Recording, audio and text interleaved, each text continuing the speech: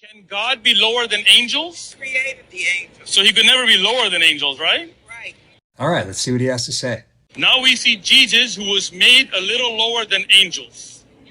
So earlier you agreed that God cannot be lower than angels. He created the angels. He created the angels. The verse that he's ripping out of context here is Hebrews 2:9, where it says that for a little while Jesus was made lower than the angels. But what he won't show you is Hebrews 1, that Jesus is the exact imprint of God's nature and is much superior to the angels. So the question is, why did Jesus become lower than the angels for a time? You can ask the Haven app questions like this and get really good answers. It points out that if you just keep reading Hebrews 2:9, that he became lower so that he could taste death for everyone.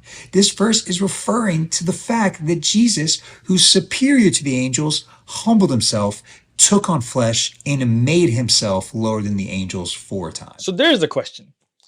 I'm not saying that the Bible says Jesus is constantly lower than angels. I never said that. The question I asked is, can God ever be lower than angels? And the Christian street preacher came back and said, nope, God created angels. He could never be lower than angels.